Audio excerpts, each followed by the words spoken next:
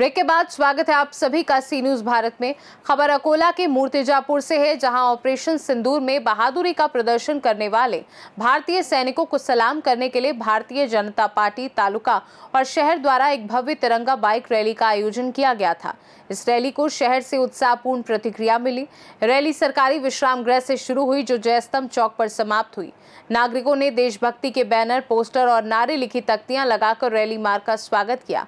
भारत माता की जय और शहीद सैनिक अमर रहे जैसे नारों से माहौल देशभक्ति से भर गया।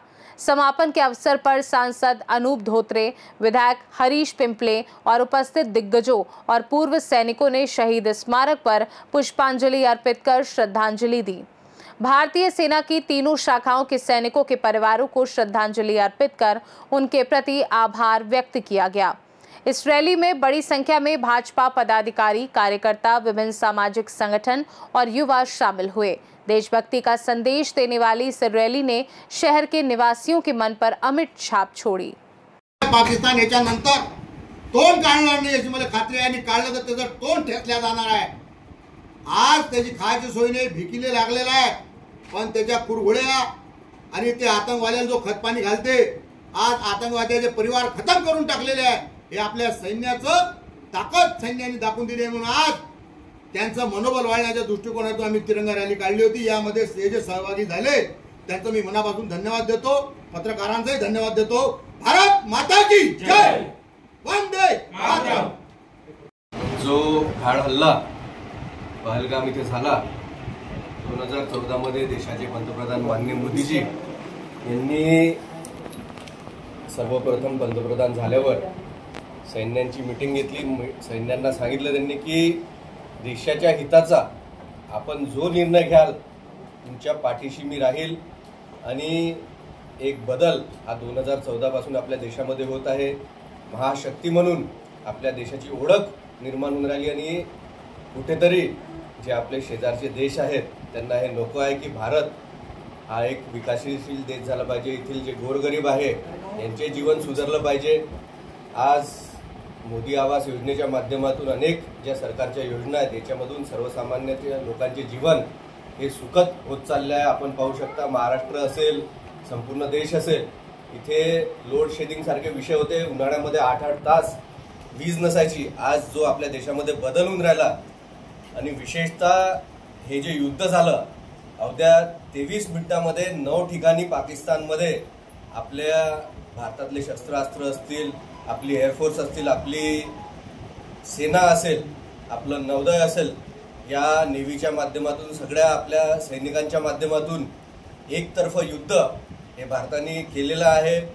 भविष्यामध्येही भारत हा कोणाचा जीव जाव, कोणाचं नुकसान हो या विचाराचा भारतातला नागरिक नाही आहे।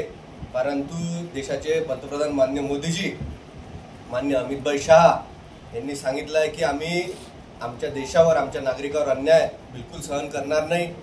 काश्मीरमध्ये लाल चौकामध्ये 2014च्या पूर्वी तिरंगा फडकवायची सोय नव्हती, परंतु आज आपल्या देशामध्ये जे बदल झाले आहेत 370च्या माध्यमातून जो बदल काश्मीरमध्ये झाला आहे, काश्मीरमधील नागरिक यांचं मत, यांचा विचार हाही बदलला आहे। भारतासोबत आपण राहिलो तरच आपला विकास होऊ शकते, हा विचाराचा आज संपूर्ण देश आहे, संपूर्ण नागरिक आहे। त्यामध्ये सगळे समाज, विशेषतः जे मुस्लिम बांधव आहे, यांनीही या हल्ल्याचा निषेध केलेला आहे।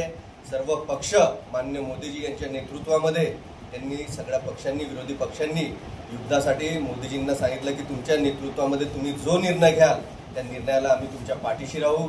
आज ही एक नवीन सुरुवात आपल्या देशाने केलेली आहे। जगामध्ये इतिहासामध्ये कधी असं युद्ध नव्हतं झालं, तसं एकतर्फा युद्ध भारताने जिंकलं आहे, आणि त्याच्यासाठी आज आपल्या देशातील सगळे सैनिक, आजी माजी सैनिक जे बॉर्डरवर आहेत, ते सैनिक ज्यांच्या सुट्ट्या कॅन्सल झाल्या आणि ते वापस गेले, अशा सगळ्या सैनिकांचे आभार मानण्यासाठी आपले लाडके आमदार विकास पुरुष हरीश पिंपळे यांच्या नेतृत्वामध्ये बार्शी टाकळी तालुका आणि काल तिथे एक भव्य रॅली झाली, आणि आज मूर्तिजापूर शहरामध्ये सगळ्या मूर्तिजापूर ग्रामीणमधील, मूर्तिजापूर शहरामधील लोकांच्या माध्यमातून आज ही रॅली झालेली आहे। एवढ्या उन्हामध्ये सगळे रॅलीमध्ये भव्य संख्येमध्ये उपस्थित राहिले, या सगळ्यांचे हरीश भाऊ आणि माझ्या माध्यमातून आम्ही त्यांचे आभार मानतो। विशेषतः जे ज्येष्ठ सैनिक होते, जे आजी काही सैनिक त्याच्यामध्ये जे आज मिर्जापूरमध्ये होते, काही काल बार्शी टाकणीमध्ये होते, तेही उपस्थित राहिले.